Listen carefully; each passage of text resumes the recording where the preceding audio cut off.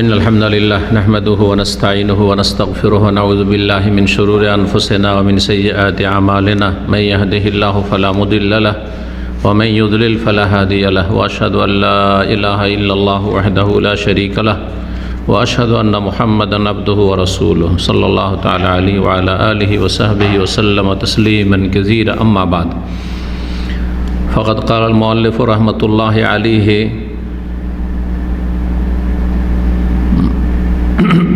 ويحل قتال الخوارج إذا عرضوا للمسلمين في أنفسهم وأموالهم وأهاليهم وليس له إذا فارقوه أن يطلبهم ولا يجهز على جريحهم ولا يأخذ فيئهم ولا يقتل أسيرهم ولا يتبع مدبرهم মহান আল্লাহর সমস্ত প্রশংসা যে আল্লাহ রাব্বুল আলামিন ফিতনা ফাসাদ থেকে সতর্ক সাবধান করেছেন এবং গঠনমূলক কাজের জন্য উৎসাহিত করেছেন। যেসব কথা কাজে মানুষের কল্যাণ রয়েছে ইহকাল পরকালের, সেগুলি হাসিল করাই হচ্ছে দ্বীন ইসলামের লক্ষ্য উদ্দেশ্য। সালাতে মুসাল্লাম প্রিয় নবী মুহাম্মদ সাল্লাল্লাহু আলাইহি সাল্লামের জন্য, যিনি এই বিষয়গুলি মানবজাতির কল্যাণের উদ্দেশ্যে বিশদভাবে বর্ণনা করেছেন। আমাদের ধারাবাহিক আলোচনা শারহুস সুন্নাহর পর্ব নম্বর 15, আজ 13ই শাবান 1442 হিজরি মোতাবেক 27শে মার্চ 2021। বিষয়বস্তু খাওয়ারিজদের বিরুদ্ধে মুসলিম শাসকের লড়াই করা, এটা দিয়ে শুরু হবে, আর তারপরে অন্যান্য আরও বিষয় আসছে। বলছেন লেখক ইমাম আল বারবাহারি রহমতুল্লাহ আলাই, ওয়াহিল্লু কিতালুল খাওয়ারিজ ইযা আরাদু লিল মুসলিমিন। খাওয়ারিজদের বিরুদ্ধে লড়াই করা হালাল। কার জন্য হালাল? লড়াই করার অধিকার রাখে মুসলিম শাসক, খলিফাতুল মুসলিমিন, ইমামুল মুসলিমিন, মুসলিম শাসক, তার নাম বা পদবি যাই হোক না কেন। কখন খাওয়ারিজদের বিরুদ্ধে লড়াই করা হালাল হবে? ইযা আরাদুল মুসলিমিনা ফি আনফুসিহিম ওয়া আমওয়ালিহিম ওয়া আহালিহিম, যখন তারা মুসলিমদের জান, ধন সম্পদ এবং পরিবার পরিজনের জন্য ঝুঁকিপূর্ণ হবে। মুসলিমদের জানের উপর আক্রমণ করবে, ধন সম্পদের উপর আক্রমণ করবে এবং পরিবার পরিজনের উপর আক্রমণ করবে। মুসলিমদের যদি এইরকম আশঙ্কা থাকে যে এই খাওয়ারিজরা আমাদের প্রাণনাশ করবে বা করছে, শুধু আশঙ্কাতে নয়, বরং তারা মুসলিমদেরকে খুন করছে, মুসলিমদের ধন সম্পদকে ধ্বংস করছে, মুসলিমদের পরিবার পরিজন, স্ত্রী ছেলে মেয়েদের উপর আক্রমণ করছে, এমনটা যদি হয় তাহলে এরা হচ্ছে খাওয়ারিজ, আহলি সুন্নাত ওয়াল জামাতের অন্তর্ভুক্ত নয়। আর প্রথম খাওয়ারিজ হচ্ছে খারিজাতুনের বহুবচন, আল ফিরকাতুল খারিজা আনে তা, এমন দল, এমন ফিরকা, যেই ফিরকা মুসলিম খলিফার আনুগত্য থেকে বেরিয়ে গিয়েছিল। মুসলিম শাসকের আনুগত্য না করে মুসলিম শাসক এবং মুসলিম জনগণের বিরুদ্ধে, যারা মুসলিম শাসকের সাথে আছে তাদের বিরুদ্ধে অস্ত্র ধারণ করেছিল। প্রথম এই গুমরাহ ফিরকার জন্ম হয় খলিফায়ে রাশেদ, চতুর্থ খলিফায়ে রাবে আলী রাদিয়াল্লাহু তাআলা আনহুর জামানায় কুফায়। এরা হচ্ছে খাওয়ারিজ।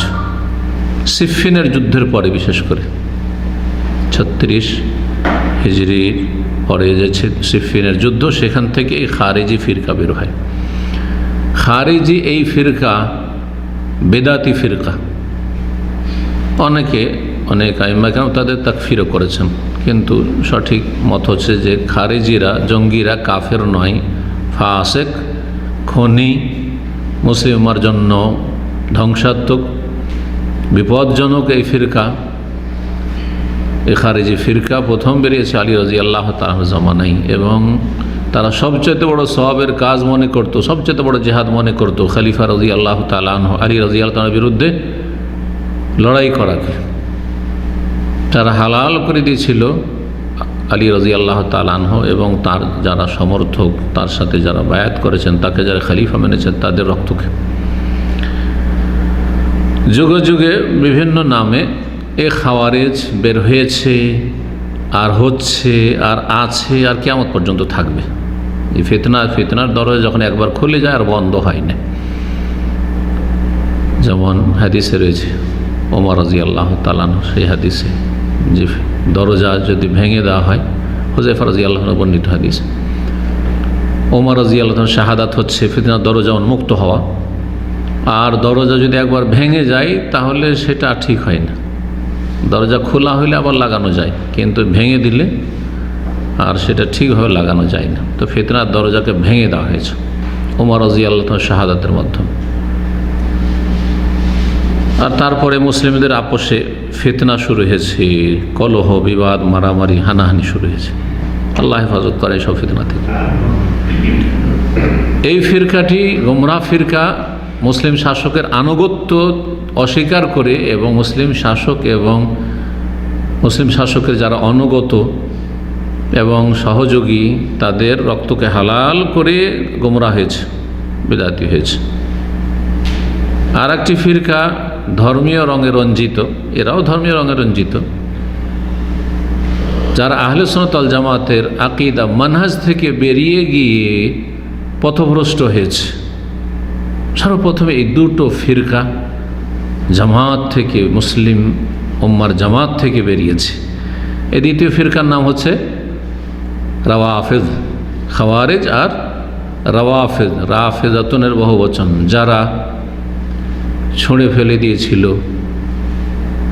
খেলাফতের রাশেদ আবু বকর, ওমর, ওসমান রাদিয়াল্লাহু তাআলা আনহুর খেলাফতকে, জি,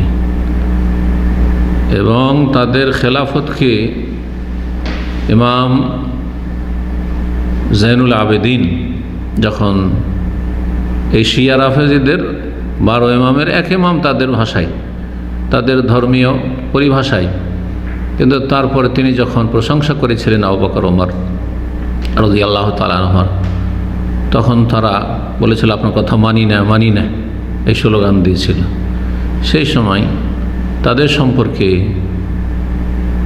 আলী বিন হোসেন ইবনে আলী বিন আবি তালিব জাইনুল আবেদিন, জি, তিনি বলেছেন রাফাজতুমুনি, তুমি আমাকে তোমরা ছুঁড়ে ফেললে, আমার আনুগত্যকে ছুঁড়ে আমার কথা মানলে না, অমান্য করলে, রাফাজতুমুনি। সেখান থেকে ফাসুম্মু রাফেজা, এই জন্য শিয়াদেরকে রাফেজা বলা হয় তখন থেকে। তো শিয়াদের নাম শিয়া বললে তারা খুশি হয়, বলে শিয়া মানে আমরা হচ্ছি আলী রাদিয়াল্লাহু আনহু, শিয়া মানে তার দলের লোক, শিয়াতুন, হ্যাঁ, তার ভক্ত, তার দলের লোক। কিন্তু না, তারা হচ্ছে রাফেজা, তারা ছুঁড়ে ফেলেছে। এবং আলী রাদিয়াল্লাহু তাআলার সাথেও তারা বেয়াদবি করেছে, হুসাইন রাদিয়াল্লাহু তাআলাকে তারাই খুন করেছে, তারাই মাতম করে থাকে।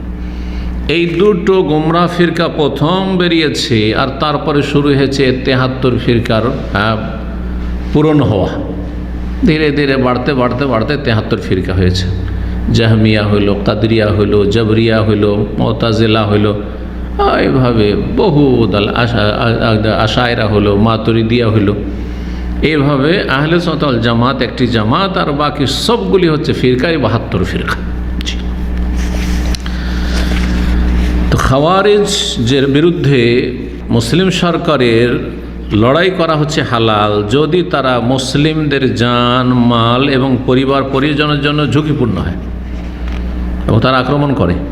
ওয়ালাইসা লাহু ইযা ফারাকুহু আন ইয়াতলুবাহুম, তারপরে বলছেন যে এই খাওয়ারিজরা তাদের কিছু বিধিবিধান উল্লেখ করছেন। তারা যদি মুসলিম শাসক থেকে বিচ্ছিন্ন হয়ে যায়, খারিজিরা বিচ্ছিন্ন হয়ে গেছে কারণ আনুগত্য অস্বীকার করেছে, বিচ্ছিন্ন হয়ে গেছে, আর তারা যদি অস্ত্র ধারণ করে আক্রমণ না করে জানমালের ওপর, ইজ্জত আবরুর ওপর, তাহলে তাদের ওপর ধাওয়া করার অধিকার মুসলিম শাসকের নেই। যে একটা একটা করে তল্লাশি নিয়ে বেড়াবে, কোথায় খারিজি আছে, হ্যাঁ, বাড়ি বাড়ি গিয়ে তল্লাশ করো, আর তারা পালিয়ে যাচ্ছে, হ্যাঁ, আর তাদের পিছনে ধাওয়া করছে, আর ধরো আর মারো। না না, এটা জায়েজ না। ইসলাম মধ্যম পন্থা। এই বাড়াবাড়িটাও করছে আবার। ওয়ালাইসা লাহু ইযা ফারাকু আইয়াতুলবাহুম, যদি মুসলিম শাসক থেকে বিচ্ছিন্ন হয়ে যায় আর তারপরে তারা অস্ত্র ধারণ করেনি, কিন্তু তারা আত্মরক্ষার জন্য পালাচ্ছে, তাহলে তাদেরকে তলব করা, তাদের তল্লাশি চালানো, তাদের ওপর ধাওয়া করা, খুঁজে বের করা, এই অধিকার মুসলিম শাসকের নেই। কত হক কথা বলেছেন, মধ্যম পন্থা এটি। এমনকি তারা যদি স্যারেন্ডার করে, আত্মসমর্পণ করে, তবু তাদেরকে হত্যা করা চলবে না যদি তারা কাউকে হত্যা না করে থাকে। যদি একজন দুইজন হয়তো তাদের বিরুদ্ধে যুদ্ধের প্রয়োজন নেই। যুদ্ধ বা লড়াই মুসলিম সরকার খাওয়ারিজদের বিরুদ্ধে কখন করবে? যখন তারা একটা বড় একটা শক্তিশালী হয়ে পড়েছে, বড় একটা শক্তির আকার ধারণ করেছে, যেটা সরকারের জন্য, মুসলিম খেলাফতের জন্য, মুসলিম দেশের জন্য ঝুঁকিপূর্ণ। তখন ওয়ালা ইউজহাজা আলা জারিহিম, যুদ্ধ চলছিল মুসলিম শাসকের খাওয়ারিজদের বিরুদ্ধে, তাদের খাওয়ারিজকে দমন করার জন্য, আর তার মধ্যে কেউ আহত হয়েছে। আহত বেচারাও তো অস্ত্র ধারণ করে এখন নেই, আহত হয়েছে, কোনো রকম করে সে চিকিৎসার জন্য ব্যবস্থা নিচ্ছে। তাদের ওপর আক্রমণ করা যায়জ না, আহতদের ওপর আক্রমণ করা যায়জ নয়, অধিকার নেই। ওয়ালা ইয়াখুয আফাইআহুম, এবং তাদের যে ধন সম্পদগুলি, যুদ্ধ চলছিল খাওয়ারিজদের বিরুদ্ধে, মুসলিম শাসকের ধন সম্পদ যেগুলি তাদের রয়েছে, সেগুলি ফাই, তাদের বাড়ি ঘর আরও ধন সম্পদ ব্যবসা বাণিজ্য আছে, সেগুলি কেড়ে নেওয়া তাদের কাছ থেকে জায়েজ না।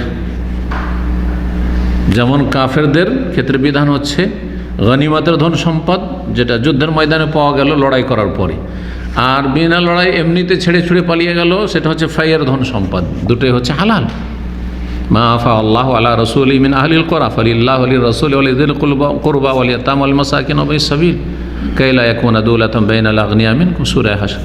আল্লাহ রাব্বুল বলেছেন ফাইয়ের কথা, গনিমতের কথা। ওয়া আলামু আন্নামা গানিমতুম মিন শাইইন ফাআন্না লিল্লাহি খুমুসা ওয়া লির রাসূল। আল্লাহ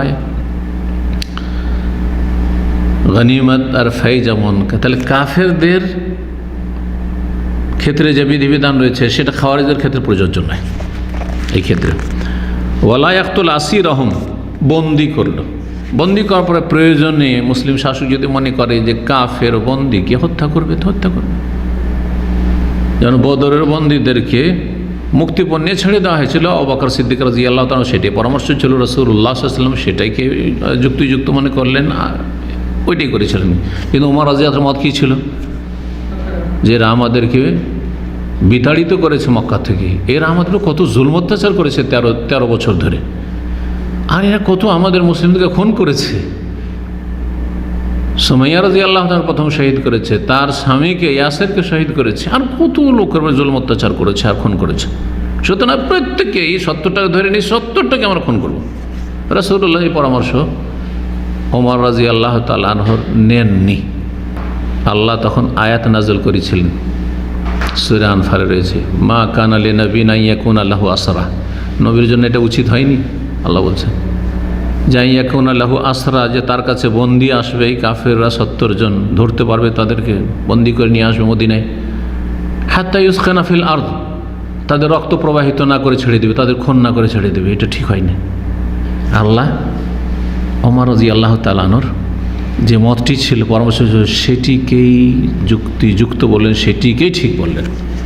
ওমর রাদিয়াল্লাহু তাআলা আল্লাহর পক্ষ থেকে মুলহাম ছিলেন, অনেকগুলি ক্ষেত্রে তার বাস্তবায়ন হয়েছে। এটা হচ্ছে কাফেরদের ক্ষেত্রে, কাফেরদের বন্দীকে প্রয়োজনে মুসলিম শাসক হত্যা করবে, কিন্তু খাওয়ারিজদের বন্দীদেরকে হত্যা করা, ধরেছ জেলে রাখো, বন্দি করে রাখো, কিন্তু তাদেরকে হত্যা করা ধরে ধরে বন্দি করে না, এটা চলবে না। ওয়ালা ইয়াতবা মুদবিরহুম, যে রণক্ষেত্র থেকে পলায়ন করছে, পালিয়ে যাচ্ছে, লড়তে চাই না, আর তাদের উপর ধাওয়া করে ধরো আর ধরো, পালিয়ে গেছে, যাও আত্মগোপন করে কোনো জায়গায় থাক আর সংশোধন করুক, যদি দেশের জন্য ঝুঁকি না হয় আর মুসলিম খেলাফতের জন্য ঝুঁকি না হয় তো তা অসুবিধা নেই, পালাতে দেয় ওদেরকে। পালিয়ে যাচ্ছে মানে তারা দুর্বল হয়ে পড়েছে। উদ্দেশ্য হচ্ছে তাদেরকে দুর্বল করে দেওয়া, যাতে করে মুসলিম দেশের বিরুদ্ধে কোনো নাশকতামূলক কাজে না থাকতে পারে তারা। তারপরে বলছেন মানুষের আনুগত্য সম্পর্কে দ্বিতীয় মাসআলা, বলছেন ও আলম রাহিমাক আল্লাহ, জেনে রাখো আল্লাহ তোমার উপর রহম করুক হে পাঠক, আন্নাহু লা তাআতা লিবাশারিন ফি মাসিয়াতিল্লাহি আযজা ওয়া জাল্লা, মহান আল্লাহ রাব্বুল আলামিনের বিরুদ্ধাচরণ করে কোনো মানুষের আনুগত্য করা যায় না, কোনো মানুষের কথা মানা যাবে না। আল্লাহর নাফরমানি করে, রাসূলুল্লাহ সাহেব নাফরমানি করে, সে বাপ হোক, মা হোক, মুসলিম শাসক হোক, আর আপনার কোম্পানির বস হোক, মালিক কফিল হোক, যে কেউ হোক না কেন, স্বামী হোক, স্ত্রী হোক, কারো কথা নেই, কারো কথা নেই। আল্লাহর নাফরমানি করে, আল্লাহকে অসন্তুষ্ট করে মানুষকে সন্তুষ্ট করবে, পাপে লিপ্ত হয়ে অন্য মানুষের আনুগত্য করবে, এটা জায়েজ নয়। তাহলে এই শুধু এই ক্ষেত্রটি বাদ দিয়ে কি থাকছে, যদি আল্লাহর বিধানে কোনো ফরজ ওয়াজিব হয় আর অন্য কোনো মানুষ বলছে, বাপ বলছে, মা বলছে, স্ত্রী বলছে, স্বামী বলছে, সরকার বলছে, তাহলে আনুগত্য করা ফরজ, কারণ আল্লাহই তো ফরজ করে রেখেছে। আল্লাহর ফরজ আদায় করতে বলছে সরকার অথবা বাপ মা স্বামী স্ত্রী যে কেউ, কোনো আলেমদের কথা, আলেমদের আনুগত্য জায়েজ নাই। ফতোয়া দিয়েছে এত বড় আলেম, সহিহ হাদিসের খেলাফ, না কোনো রকম করে ওইটাকে আমাদের যেহেতু আলেম, আমাদের হুজুর, আমাদের পীর সাহেব, কোনো রকম করে ওটাকে একবারে স্বীকৃতি দিতে না, মোটেই জায়েজ নাই, হারাম, যে আনুগত্য করবেন আপনি। একদিকে কাল আল্লাহ কাল রসুল, আল্লাহ রসুল বলেছেন সাল্লাল্লাহু আলাইহি ওয়াসাল্লাম, আর একদিকে আপনার কোনো আলেম বলেছেন, কোনো দলের নেতা বলেছেন, না না কারো কথা নেই। লা তাআতা লিবাশারিন, কোনো মানুষের আনুগত্য করা জায়েজ নয়, ফি মাসিয়াতিল্লাহি আযজা ওয়া জাল্লা, মহান আল্লাহর নাফরমানি করে, আল্লাহর রাসূলুল্লাহ নাফরমানি করে। কোরআনের আয়াত বিরোধী না, কিন্তু হাদিস বিরোধী, জায়েজ না, সেটাও আল্লাহর বিধান। ওয়া মা আতাকুমুর রাসূল ফাখুযুহু, রাসূল সাল্লাল্লাহু আলাইহি ওয়াসাল্লাম যেটা দিয়েছেন সেটা নাও। তারপরে মাইয়ুতি রাসূল ফাকাদ আতা আল্লাহ, যে রাসূল সাল্লাল্লাহু মানলো সে আল্লাহকে মানলো, রাসূলুল্লাহ যে নাফরমানি সে আল্লাহরই নাফরমানি করলো।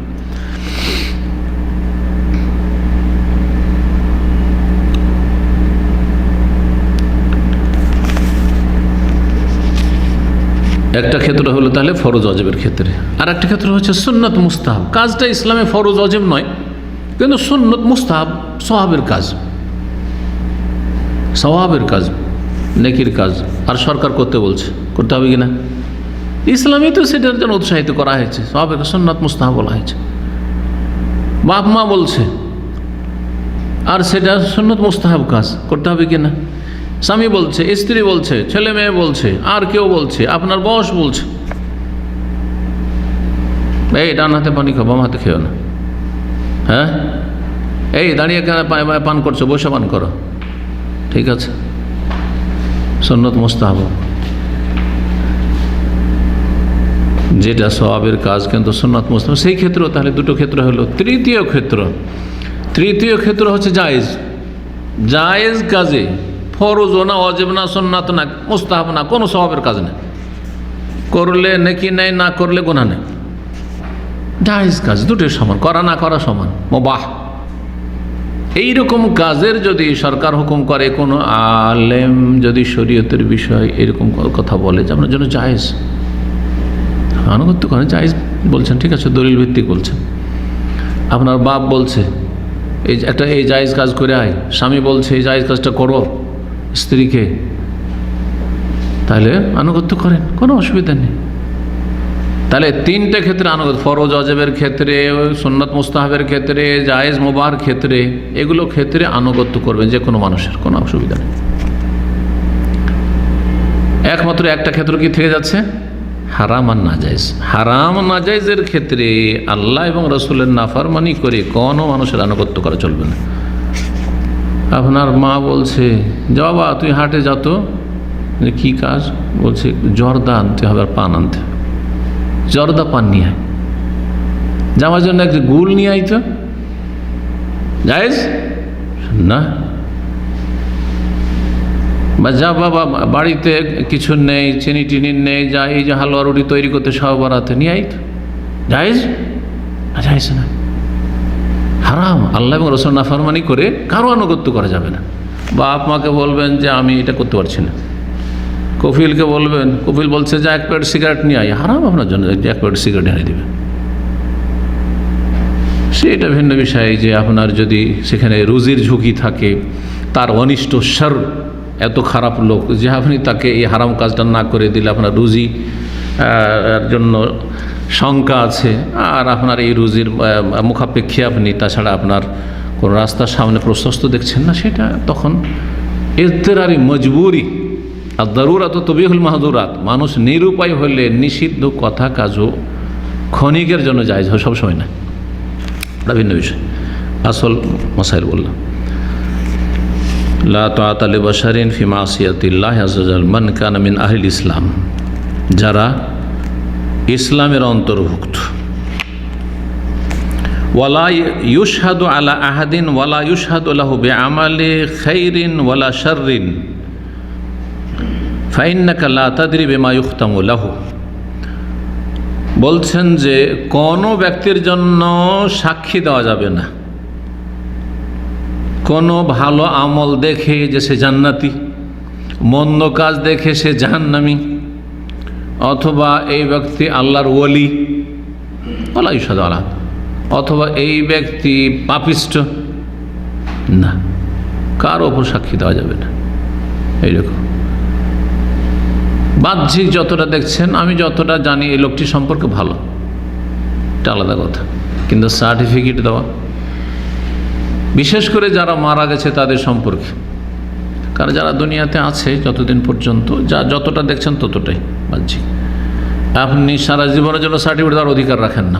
উনি তো আল্লাহর ওলি, কেমন করে জানলেন? আজকে যাকে আল্লাহর ওলি বলছেন কালকে সুস্পষ্ট উঠবে সে শয়তানের ওলি। আসলে এই জন্য যতক্ষণ মানুষ বেঁচে আছে জান্নাত জাহান্নামের সার্টিফিকেট, মরে গেছে আমরা গায়েব জানি না, জান্নাত জাহান্নামের সার্টিফিকেট কোনো মতেই না।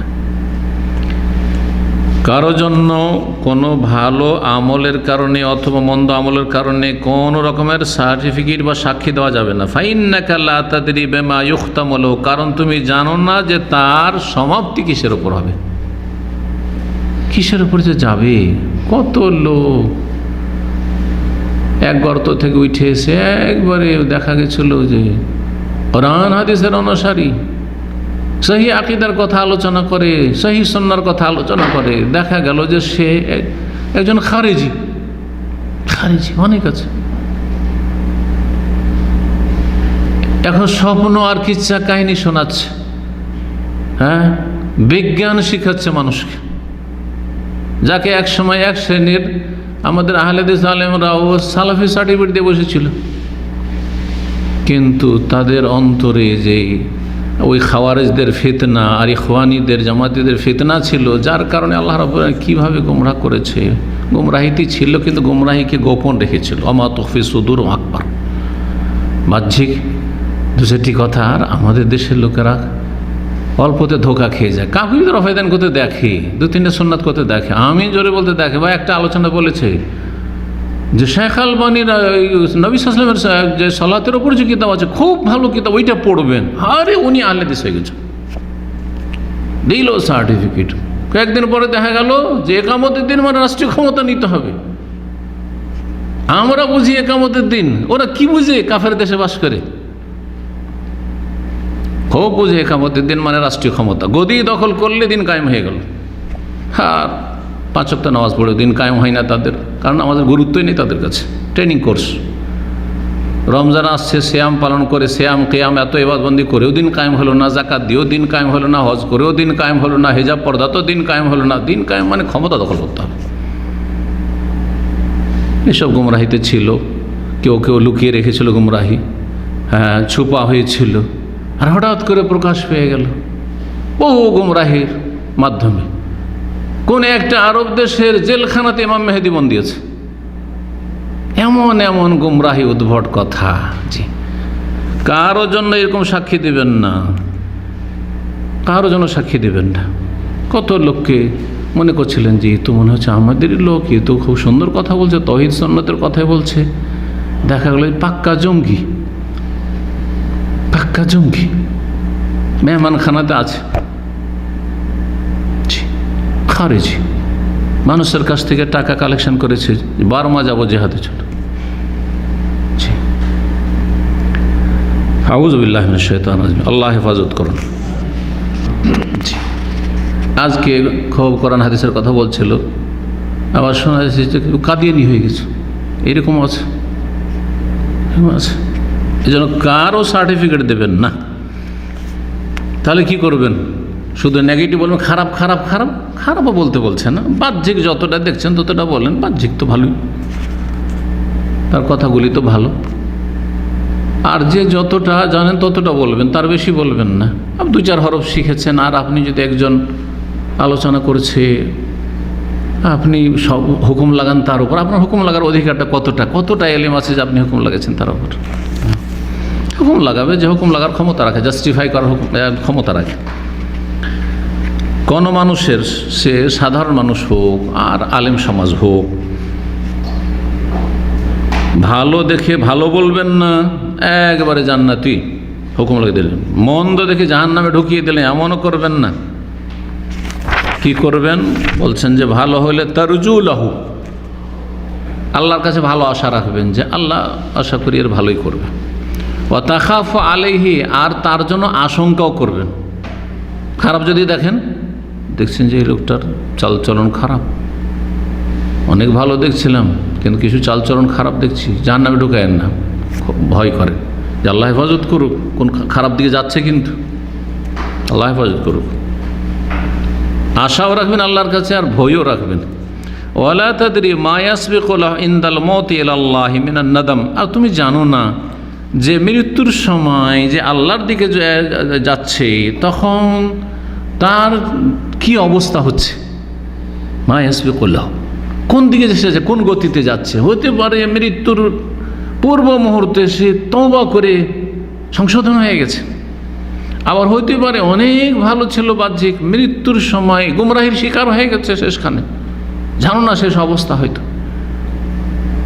তো ভালোর কথা বলছেন যে খারাপের দিক থেকে হতে পারে কি হয়েছে, তওবা করে ফিরে এসেছে, মিনান নাদাম, সে অনুতপ্ত হয়েছে, তার অনুশোচনা হয়েছে। ওমা আহদাস আল্লাহ ফি যালিকাল ওয়াক্তে, আর সেই সময় আল্লাহ রাব্বুল আলামিন যে তার সাথে কি আচরণ করেছেন, হইতে পারে ভালো কাজের তৌফিক দিয়েছেন আল্লাহ, তওবা ইস্তেগফার ইখলাসের তৌফিক দিয়েছেন, অন্তরে নিষ্ঠার সাথে কালেমা পড়ার তৌফিক দিয়েছেন। শুধু কালেমা পড়লে কিন্তু কাজ হবে না। কবর মাজার ঢুকা আছে, গস কুতুব এখানে ঢুকা আছে, শিরকি আকিদা ঢুকা আছে, আর শুধু বলে এই কলমা পড়ো আর কলেমা পড়িয়ে দিলেন, তালকিন করে দিলেন, এতে কোনো কাজ হবে না। তবে অন্তর থেকে হইতে পারে, অন্তর থেকে হইতে পারে। অনেকের হয়েছে এরকম। ইমাম গাজালি রহমতুল্লাহ আলাইহি সম্পর্কে তার জীবনীতে লিখেছে, আল্লাহ তাআলা আলাম, তার কিতাব আশআরি মতবাদে ভরা, তার কিতাব সুফিজমে ভরা, কিন্তু তার কিতাব অনেক ভালো জিনিসও আছে।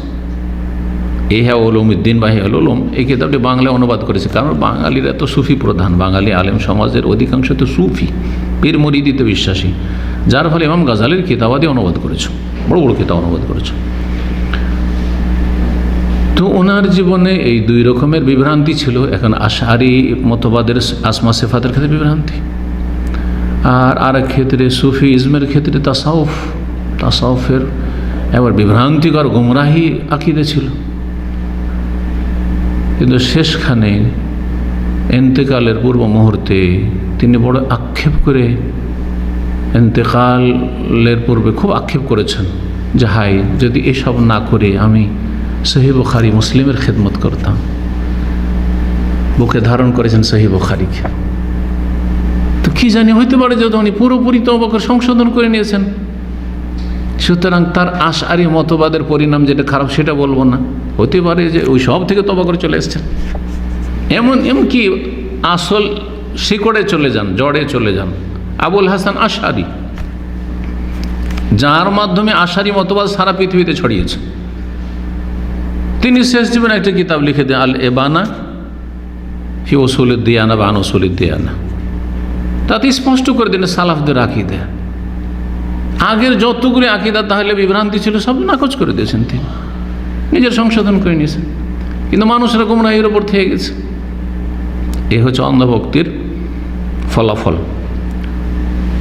এজা মা তাআল ইসলাম, কেউ যদি ইসলামের উপর মৃত্যুবরণ করে, মুসলিম হয়ে মারা গেছে, কাফের মুশরিক হয়ে মারা যায়নি, নাস্তিক হয়ে মারা যায়নি, বড় শিরক করে মারা যায়নি বাহ্যিক, আর হতে পারে শেষখানে তওবা হয়ে নিয়েছে, তারও সম্ভাবনা রয়েছে। সুতরাং তার জন্য যেমন ভয়ও করবেন, আশাও রাখবেন আল্লাহর কাছে। সাদ্দাম হোসেন সারা জীবন অনেক অন্যায় করেছে, আরব জাতিকে ধ্বংস করে দিয়েছে, ইরাককে ধ্বংস করার পিছনে মূল কারণ, এমনকি আরব জাতিকে সর্বনাশ করেছে।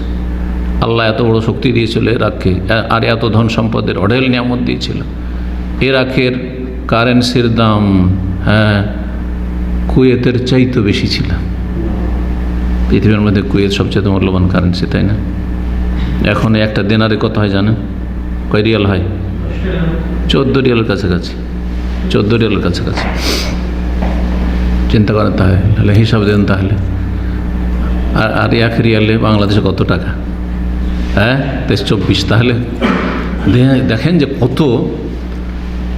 কত দেশটি ধনাঢ্য দেশ ছিল। সেই দেশকে আহাল্লাহ কওমহুম দারাল বাওয়ার, এই আয়াত ফিট হচ্ছে এদের উপর। নিজ জাতিকে, উম্মতে মুসলিমাকে, ইরাককে, ইরাকবাসীকে এবং আরবদেরকে ধ্বংসের দ্বারে ঠেলে দিয়েছে। আলাম তারা আল্লাযিনা বাদদালু নি'মাতাল্লাহি কুফরা ওয়া আহাল্লু কওমহুম দারাল বাওয়ার। আল্লাহু আকবার। কিন্তু শেষখানে যে অবস্থায় থেকেছে তাতে তার কিছু ভালো লক্ষণও আছে, হতে পারে যে তওবা করে নিয়েছে। সুতরাং তার অপরাধের জন্য ভয়ও পাব, এমনটা আমাদের যেন না হয়, এই অপরাধগুলি আমাদের জীবনে না থাকে। আর তার জন্য আল্লাহর কাছে রহমতের আশাও রাখবো, কারণ সে ইসলামের উপর মারা গেছে। কাফের জালেম শয়তানরা জুলম অত্যাচার করেছে, রাফেজি শিয়া আর বহিরাগত যে কাফের শক্তি, তারা প্ল্যানিং করে সাদ্দামকে মেরেছে আহলে সুন্নতকে দুর্বল করার জন্য।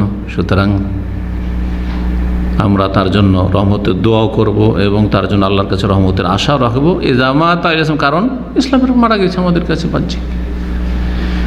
তারজুল রহমাতুল্লাহ, তার জন্য আল্লাহর কাছে রহমতের আশা করবেন। ওয়া তাখাফা আলাইহি যুনুবাহু, তার গুনাহের জন্য ভয়ও করবেন।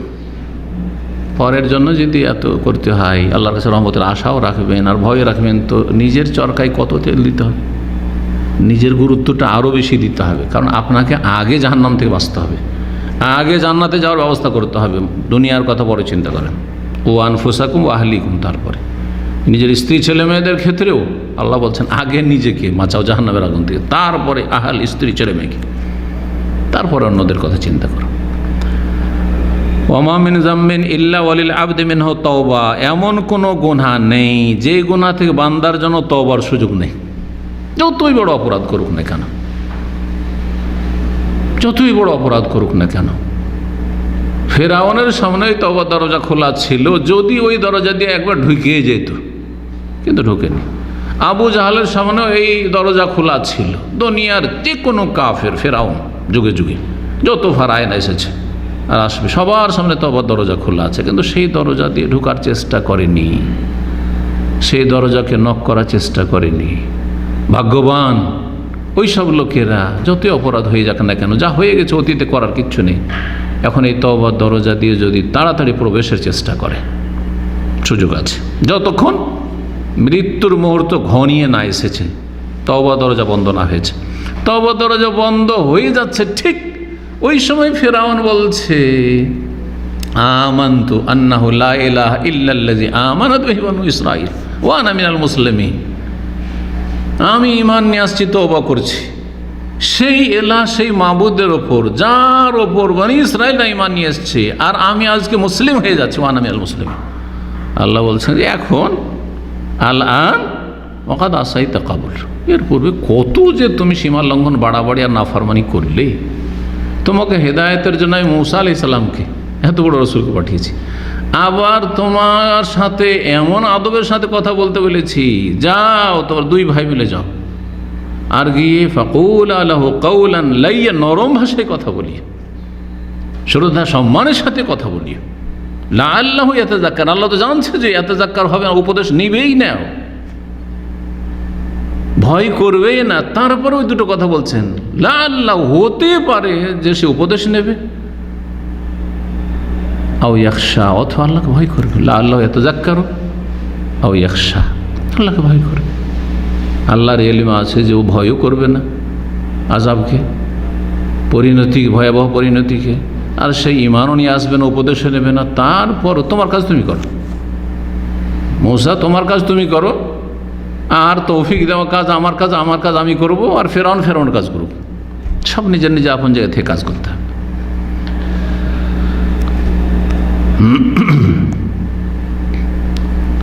তারপরে এখানে এই আলোচনা শেষ হয়ে যাচ্ছে, কয়েকটি ফিকহি মাসাইল উল্লেখ করেছে, যে ফিকহি মাসাইলগুলির মাধ্যমে জানা যেতে পারে যে এরা কোরআন সুন্নাহর অনুসারী না আহলে বিদআত।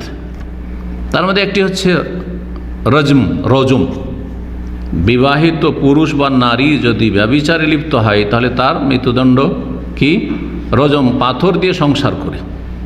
এই আয়াত নাজেল হয়েছিল সূরা আহজাবে। তারপরে সে আয়াতের তেলাওয়াত রহিত করা হয়েছে কোরআন কারীম থেকে। আয়াত কোরআন কারীমের নেই, কিন্তু তার বিধান বলবৎ রয়েছে, বহাল রয়েছে, যার দলিল রাসূলুল্লাহ সাল্লাল্লাহু আলাইহি ওয়াসাল্লামের সহিহ হাদিস, সহিহাইনে রয়েছে। আস-সাইয়্যিবু বিস-সাইয়্যিব ইযা জানা, আস-সাইয়্যিবু বিস-সাইয়্যিব, সাইয়্যিবা বিবাহিতার সাথে যদি জিনা করে তাহলে তার শাস্তি হচ্ছে রজম। জি, যদিও সেই হাদিসে রজমের সাথে রয়েছে জলদু মিয়াতিন ও রজম, 100 বেত্রাঘাত করে, বিষয়টিতে ইখতিলাফ রয়েছে, কিন্তু রজমে এতে কোনো ইখতিলাফ নেই আহলে সুন্নাত ওয়াল জামাতের।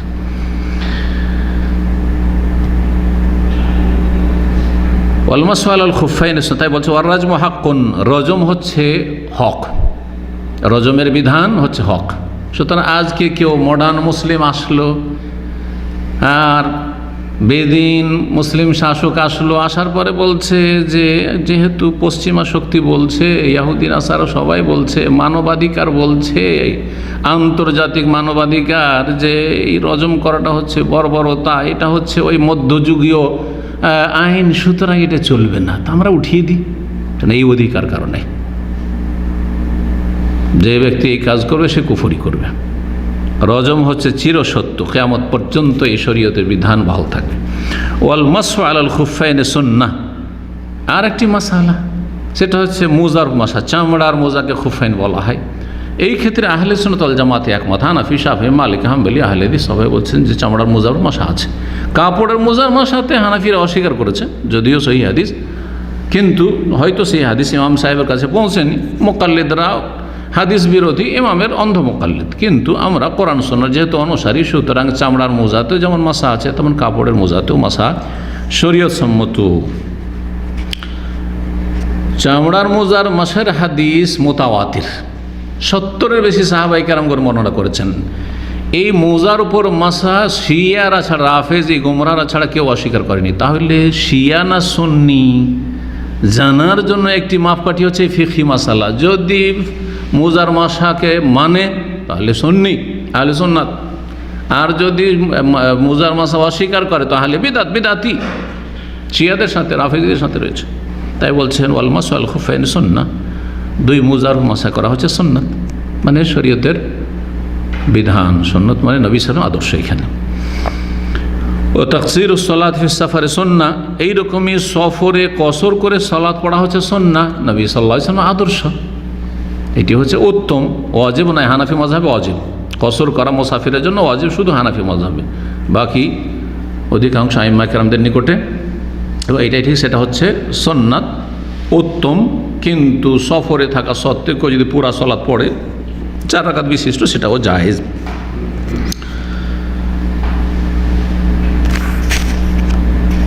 মোজার মাসের সম্পর্কে মুগীরা বিন শুবা রাদিয়াল্লাহু তাআলা আনহু থেকে হাদীস বর্ণিত রয়েছে যে রাসূলুল্লাহ সাল্লাল্লাহু আলাইহি ওয়াসাল্লাম যে প্রাকৃতিক প্রয়োজন রয়েছে অর্থাৎ শৌচকার্য পুরা করার জন্য বেরোলেন। তারপরে মুগিরা রাদিয়াল্লাহু তাআলা আনহু তিনি একটি পাত্রে পানি নিয়ে বেরোলেন আর পানি ঢেলে দিলেন রাসূলুল্লাহ সাল্লাল্লাহু আলাইহি ওয়াসাল্লামের অঙ্গ প্রত্যঙ্গে, আর তিনি উজু করলেন ও মাসাহাল খুফাইন মুজার মাসাই করলেন।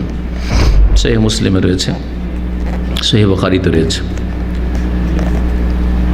কসর সম্পর্কে কোরআনে কারিমে আয়াত সূরা নিসার আয়াত নম্বর 101, ফালাইসা আলাইকুম জুনাহুন আন তাকসুরু মিনাস সালাত, তোমাদের কোনো গুনাহ হবে না তোমরা কসর করলে, সালাতে কসর করলে, 4 রাকাত বিশেষ সালাত 2 রাকাত পড়লে। ইন খিফতুম আন ইয়াফতানাকুমুল্লাযিনা কাফারু, যদি কাফেরদের ফিতনা মানে আক্রমণের আশঙ্কা থাকে।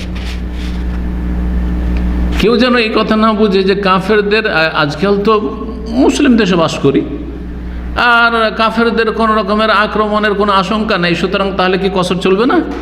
এটা বুঝলে ভুল বুঝবে। এজন্য শুধু আয়াতের তর্জমা করে আর তর্জমা পড়ে আর হাদিসের অনুবাদক হয়ে ফতোয়া দিলে কাজ হবে না। তার সাথে ফিকহের জ্ঞান থাকতে হবে, সালাফদের আদর্শ সম্পর্কে জ্ঞান থাকতে হবে।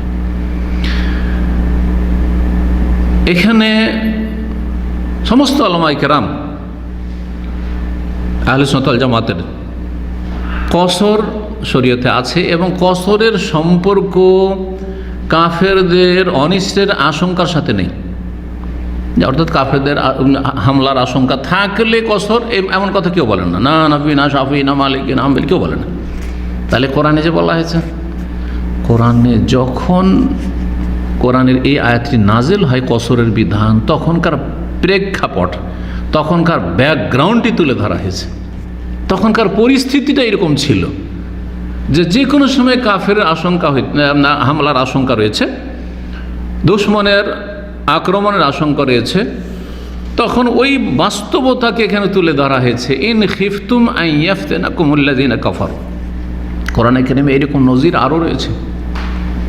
ওয়ালা তুকরিহু ফাতায়াতিকুম আলাল বিগাই ইন আরাদনা তাহাসসুনা, আল্লাহ সূরা নূরে বলছেন তোমাদের দাসীরাকে ব্যভিচারের জন্য বাধ্য করিও না, দাসীদেরকে জেনা ব্যভিচারের জন্য, বেশ্যাবৃত্তির জন্য বাধ্য করিও না। ইন আরাদনা তাহাসসুনান, তারা যদি সতী সাধ্যী থাকতে চায়। তাহলে এর কি অপোজিট অর্থ নেবেন, বিপরীত অর্থ নেবেন। যদি সেই দাসীরা স্বেচ্ছায় স্বতঃস্ফূর্তভাবে রাজি থাকে যে অসুবিধা নেই বাবা মালিক, অসুবিধা নেই ব্যভিচারে প্রস্তুত, তাহলে কি জায়েজ? না, জায়েজ নয়। তাহলে কেন এই কথা ইন আরাদনা তাহাসসুনা, তারা যদি সতী থাকতে চায় কেন বলা হলো? কারণ এইটা হচ্ছে আসল, যে প্রতিটি নারী নিজের সতীত্বকে বহাল রাখবে। এই কথা নয় যে এটা এখানে কন্ডিশন বা শর্ত লাগানো হয়েছে। বলছেন যে এই আয়াত সম্পর্কে ইয়ালা বিন উমাইয়া জিজ্ঞাসা করেন ওমর বিন খাত্তাব রাদিয়াল্লাহু আনহু, এই সংশয় তার হয়েছিল। ওমর রাদিয়াল্লাহু আনহু জিজ্ঞেস করেছিলেন যে ফাকাদ আমিনান নাস, এখন কেন কসর করব? এখন তো আমরা নিরাপদ মুসলিম দেশ, আপনার খেলাফত, শান্তি আর শান্তি। ফাকালা আজাবতু মিম্মা আজাবতা মিনহু, তুমিও যেটা পড়ে অবাক হয়েছ আমিও অবাক হয়েছিলাম যে আল্লাহ তো কোরআনে এরকম বলেছেন যে কাফেরদের ভয় থাকলে তোমরা কসর করবে। এখন তো কাফেরদের ভয় নেই, দুশমন নেই। মক্কা মদিনা আরব দেশে কোথায় আর দুশমন ওমর রাদিয়াল্লাহু জামানায় নেই, বরং শাম দেশ বিজয় হয়ে গেছে, পারস্য সাম্রাজ্য, দুটো শক্তিশালী সব ইসলামের হাতে চলে এসছে, কোনো ভয় নেই। আমি অবাক হয়েছিলাম। ফাসালতু রাসূল আন যালিকা, তখন রাসূলুল্লাহ সাল্লাল্লাহু আলাইহি ওয়াসাল্লামকে আমার সংশয় নিরসনের জন্য জিজ্ঞেস করেছিলাম। ফাকাল, তখন বলি সাদাকা, এই কসর হচ্ছে আল্লাহর পক্ষ থেকে দান, আল্লাহ সাদকা করছেন। তাসাদ্দাকাল্লাহু বিহা আলাইকুম, আল্লাহ তোমাদের উপর সাদকা করেছে, দান খায়রাত করে। ফাকবালু সাদাকা, তো আল্লাহর সাদকা কবুল করো, আল্লাহর সাদকা কবুল করো। সাদকা কবুল করা জরুরি নাকি? আমাকে যদি কেউ যদি বলে যে শেখ আপনাকে আমি 500 রিয়াল সাদকা করতে চাই, জরুরি? আমি বলবো না ভাই, আমি সাদকা নেবো না, বলতে পারি না আমি সাদকার হকদার না, আমি সাদকা নেবো না, আমি কি গরিব মানুষ, আমার আলহামদুলিল্লাহ চলে যাচ্ছে, সাদকা নেবো। অথবা গরিব, অভাব আছে, তারপরেও সাদকা নেবো না আমি আপনার কাছে, বলার অধিকার আছে না? নেই। তাহলে বোঝা গেল যে সাদাকা ওয়াজিব হয় না। সুতরাং এই হাদিস হানাফি মযহাবের খণ্ডন, যে আল্লাহর পক্ষ থেকে সাদাকা বান্দা যদি নেয় তো ভালো, সাদকা যখন আল্লাহ দিচ্ছেন আল্লাহর সাদাকা তখন উত্তম, এই জন্য কসর করা উত্তম, মুস্তাহাব। কিন্তু কেউ কসর না করে বলে আমি 2 রাকাত পড়বো, আমি 4ই পড়বো, জোহর আসর তার 4ই পড়বো, আমি এসা 4 পড়বো, অসুবিধা নেই, জায়েজ। জি। ওয়াসসাওমু ফি সাফারি, বলছেন যে সফরে সিয়াম রাখা। মানসা সামা, যদি কেউ চায় সিয়াম রাখবে সফরে সিয়াম রাখতে পারে। ওমান শাহ তার, কেউ যদি চায় যে সফরে পানাহার করবে তাও করতে পারবে। এই সফরে সিয়াম সম্পর্কে এতটা বলে লেখক ছেড়ে দিয়েছেন। এর 3টা অবস্থা রয়েছে। নর্মাল সফর, যেমন এইখানে করে আপনার বাড়িতে অবস্থানকালে বা বাসায় যেখানে কর্মক্ষেত্র যেখানে আছেন, আপন জায়গায় মুকিম অবস্থায় রোজা রাখতে সিয়ামে কোনো অসুবিধা হয় না। ওই রকমই সফরে, মক্কা মদিনা সফরে গেছি, সহুরও পাচ্ছি, ইফতারিও পাচ্ছি, অসুবিধা নেই। এমন যে কঠোর পরিশ্রম করতে হচ্ছে তা কষ্টও না, তো সেখানে সিয়াম রাখাই উত্তম। যার ইচ্ছা হবে সিয়াম পালন। কেউ যদি বলে যে আমার সফরে কষ্ট হয় না, তারপরও সফরে আছি, আমি রোজা ছাড়বো, তো জায়েজ, তাই বলছে। ওইটা শুধু এখানে বয়ান করা একটা অবস্থা। কেউ যদি চায় নর্মাল সফরে রোজা রাখবে, সিয়াম পালন করবে। আর যদি কেউ চায় যে আমি সফরে আছি, এখন ছেড়ে দেবো, পরে রাখবো, তাও করতে পারে। সফরে যদি কিছুটা কষ্ট হয়, সফরে রোজা রাখলে কিছুটা কষ্ট হচ্ছে, তখন বলবো যে রোজা রাখা, সিয়াম রাখাই হচ্ছে অনুত্তম, আর ছাড়াই হচ্ছে উত্তম, কারণ কষ্ট হচ্ছে। যদি অনেক বেশি কষ্ট হয়, একবার ভিতর শুকিয়ে আসছে, অসুস্থ হয়ে যাওয়ার ভয় আছে, প্রাণনাশের ভয় আছে, অনেকেই কট্টরপন্থী, আমি রোজা ছাড়বো, ওমরা এসছি রোজা ছাড়বো, জাহেল, জান চলে যাচ্ছে, কিন্তু আমি মক্কা এসছি, মদিনা এসছি, রোজা ছাড়বো না। এই ক্ষেত্রে গুনাহগার হবে। বেশি কষ্ট হচ্ছে, তারপরও সফরে কেউ যদি রোজা রাখে, সিয়াম পালন করে, গুনাহগার হবে। এই মর্মে নবী সাল্লাল্লাহু আলাইহি ওই হাদিসগুলি, প্রত্যেক ক্ষেত্রে কিন্তু হাদিস আছে, লাইসা মিনাল বির আস-সিয়াম ফি সফর, কোন নেকির কাজ না সফরে, কষ্টদায়ক সফরে রোজা রাখা, সিয়াম পালন করা। এইরকম রাসূলুল্লাহ সাল্লাল্লাহু আলাইহি ওয়াসাল্লাম ওই সব লোককে, একজন বেহুশ হয়ে পড়ে গেছে, তারপর রোজা ছাড়ছে না। নবী সাল্লাল্লাহু আলাইহি ওয়াসাল্লাম বললেন, উলাইকাল ওসা, আমিও রোজা ছেড়ে দিলাম আসরের সময় তোমাদের জন্য, আমি ছাড়ছি না, সেজন্য তোমরা ছাড়ছো না।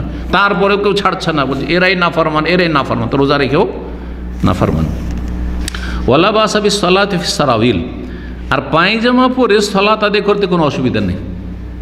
পায়জামা পরে সালাত আদায় করতে অসুবিধা নেই। এটা একটা মাসলা, এটা দিয়ে শেষ করছি। কেমন কথা? পায়জামাতে আর লুঙ্গিতে অথবা জুব্বাতে পার্থক্য কি? পার্থক্য আছে। পায়জামাতে 2টো পা আলাদা আলাদা হয়েছে, তাই না? পায়জামা এরকমই প্যান্ট, 2টো পা কিন্তু আলাদা আলাদা। মাঝখানে আপনার যে শরীরের যে আল্লাহ ফাটল রেখেছেন, 2 পায়ের মাঝখানে, এই ফাটলটা উন্মুক্ত দেখা যাচ্ছে প্যান্টে, পায়জামাতে। পক্ষান্তরে জুব্বা পরে থাকলে এটা দেখা যায় না। যদি লুঙ্গি পরে থাকেন তো এটা দেখা যায় না। লুঙ্গি জুব্বা স্যামসেম, লুঙ্গির নিচে যদি একটা কিছু থাকে, এইরকমই মোটা কাপড়ের জুব্বা যদি ভিতরে থাকলো না থাকলেও কোনো অসুবিধা নেই। তো এই জুব্বাই সালাত আদায় করা, মাঝখানে কাটা নেই, এটা বেশি ভালো, কারণ এটা বেশি সাতের, বেশি আবৃত রাখছে আপনার শরীরকে। শরীরের অঙ্গ প্রত্যঙ্গগুলি এভাবে স্পষ্ট না। পক্ষান্তরে প্যান্টে অথবা পায়জামাতে প্রত্যেকটা পা, রান আলাদা আলাদা, হ্যাঁ, বোঝা যাচ্ছে, দেখা যাচ্ছে।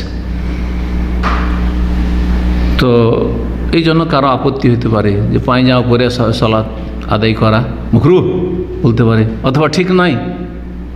জি, এর বিপরীতেও শোনেন। আমার শ্বশুর গ্রামে একটা মুন্সি ছিল, মুন্সি বোঝেন, মানে আধা মৌলবি। এগুলো মৌলবি নয়, কিন্তু অল্প পড়া, এগুলো কিন্তু খাতরা ইমান, এগুলো ইমানের জন্য বিপজ্জনক বেশি, এগুলো চরমপন্থী, খুব চরমপন্থী হয় এগুলো। ও ফতোয়া দিত যে লুঙ্গি পরে নামাজ পড়া জায়েজ নেই, লুঙ্গির নিচে যদি আন্ডার প্যান্ট না থাকে তো লুঙ্গি পরে নামাজ পড়া জায়েজ নেই। স্ত্রীকে কোনোদিন সায়ার ব্লাউজ পরতে দিত না। কি বলছে? সায়া ব্লাউজ, তার সাথে শাড়ি পরতে দিত না। বলছে সায়া পরে থাকবে তো নিচের দিক থেকে উন্মুক্ত থাকবে। কি পরতে হবে? সালোয়ার কামিজ পরেই তো, এর উল্টা, মানে সালোয়ার কামিজ পরে তো যাতে করে উন্মুক্ত না থাকে নিচের দিক থেকে, জমিনের দিক থেকে যে খুলে যাচ্ছে, যখন সায়া পরে থাকছে বা লুঙ্গি পরে থাকতো জমিনের দিক থেকে ভিতরে যদি আর কিছু না থাকতো খুলে যাচ্ছে, ওই পড়তে দেবে না ও জীবনেও। সারা দেশের লোক, আগের যুগের মহিলারা, বাঙালি মহিলারা তো এই সালোয়ার কামিজ জানতো না। এখনকার নিউ জেনারেশন আবার শাড়ি পরতে পারে না, এমন সালোয়ার কামিজ পরা শুরু করেছে যে আর শাড়ি পরতে জানছে না অনেকে। কিন্তু এক সময় ছিল, আজকে থেকে 20-30 বছর আগে, খুব বেশি নয়, এই যে সালোয়ার কামিজের ট্রেডিশনটা চলে এসছে বাঙালিদের মধ্যে, এইটার বয়স হচ্ছে এই 10-20 বছর, বেশি না। তার আগে সব শাড়ি মার্কা, সব শাড়ি আর সায়া, শাড়ি আর সায়া। এখন এইরকম পরিবেশে ওই মহিলাকে খুবই খারাপ লাগতো এই পড়তে, একাই সালোয়ার কামিজ পড়তে গোটা এলাকায়। মাঝে মাঝে স্বামী স্ত্রীতে কলহ বিবাদ হইতো, ও পড়বে না, ও পরাবে, শাড়ি এনে দিবে না, পড়তেই দিবে না, এই নিয়ে ঝগড়া দ্বন্দ্ব হইতো। জি, তো কি বলছিলাম, যে কেউ যেন না মনে করে যে সারাউইল, সিরওয়াল, পায়জামা পরে, প্যান্ট পরে নামাজ পড়া মাকরুহ। আর এর বিপরীতটাও কেউ যেন না মনে করে যে লুঙ্গি পরে বা জুব্বা পরে ভিতরে যদি কোনো কাপড় না থাকে বা সায়া পরে সালাত আদায় করা জায়েজ নয় বা মাকরুহ, কারণ নিচের দিক থেকে তো উন্মুক্ত, জমিনের দিক থেকে শয়তান দেখে নেবে যে। আউযুবিল্লাহ, হ্যাঁ তাদের কথাইগুলো বলছি, যদি এই ভাষাতে আমাকে বলতে হলো। আল্লাহ রাব্বুল আলামিন যেন এসব চরমপন্থা বর্জন করার তৌফিক দান করেন এবং আমাদেরকে মধ্যমপন্থী বানিয়ে রাখেন সবসময়। এখানে আজকের আলোচনা শেষ করছি। ওয়া সাল্লাল্লাহু আলা নবিয়িনা মুহাম্মদ ওয়া আলা আলিহি ওয়া